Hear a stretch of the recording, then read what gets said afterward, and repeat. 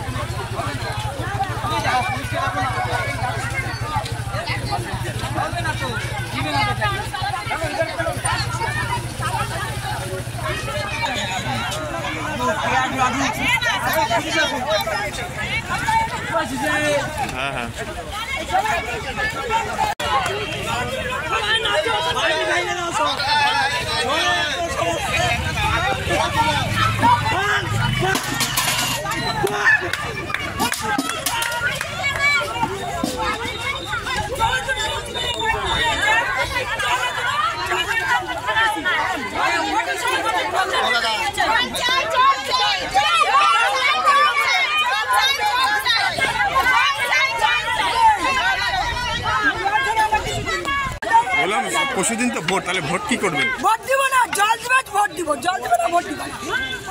তাহলে 3 দিনের জন্য জল না, 3 দিন দেখা যাবে, জল দিবে তোমরা ভোটটা নিবে। কোনো পার্টিকে দেখতে চাই না আমরা। জল পাচ্ছি না তো ভোট নিয়ে কি করবো না? হ্যাঁ, জল নালে জীবন বাঁচবে করতে চাই। ভোট দিবেন না তাহলে? কোনো ভোটের কোনো গল্পই নেই কিনা, আমরা জলই পাচ্ছি না। ভোটের আগে তো অনেক কিছু কাজ বলে যায়, এখন কোথায় কি? এখন তো কিছুই আসে না। আমি জলের জন্য আঙ্কার হয়ে মরতেছি, নদীতে দৌড়াচ্ছি। হ্যাঁ, এইবেলা কেউ করতে নাই, এবেলা সবাই ঘরে ঘুমিয়ে আছে। তাক করতে না, তোমরা তো কোনো গল্প নেই। দুদিন কাল বাদে পরশু তো ভোট। কোথায় জমাতে যাবো? ওনা তো চিন্তা আজ থেকে 6 বছর হয়ে গেল, বাড়ি না জমাতে।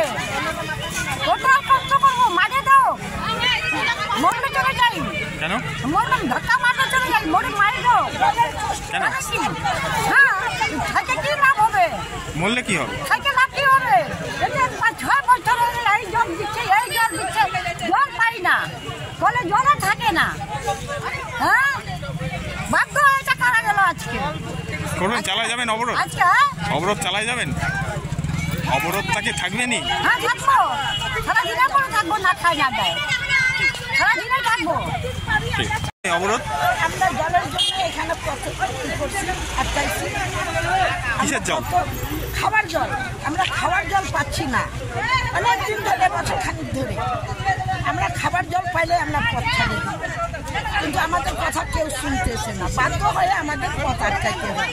কোন এলাকার আপনারা? আমরা মাসকালাই বাড়ি 22 নম্বর ওয়ার্ড, পবিত্রনগর কলোনি। জল পাচ্ছেন না? খাবার জল আমরা জল পাচ্ছি না, অনেকদিন অপেক্ষা করছি, তখন পারি নাই, বাধ্য হয়ে আমাদের পথ আটকাইতে হয়। কোথা থেকে জল আনতে হয় তাহলে?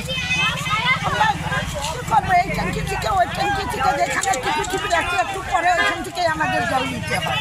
আর কষ্ট করে কয়দিন চলবে? খাবার জল পাই তো চান করার পাই না, এরকম করে আমাদের চলতে হয়। চান টান নদীতে যাই করি, আমাদের কাছে একটু নদী আছে বলে আমরা বাইচে আসছি, আমরা চান টান যাই নদীতে করতেছি।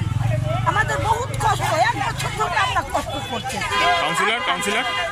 কাউন্সিলরকে আগে বলা হয়েছে, উনি পৌরসভা নিয়ে গেল, পৌরসভা থেকে 6 মাসের টাইম দিল, 6 মাসের মধ্যে আমরা সব ঠিক করে জল পৌঁছাবো। 6 মাসে হয়ে গেছে। সামনেই তো ভোট, কি করবেন তাহলে? সামনে ভোট, এখন কাউন্সিলর আসবেন না প্রশাসন আসবেন, যা করবেন তাই করবো। আপনার নাম? আমার নাম হলো গোলাপ দাস।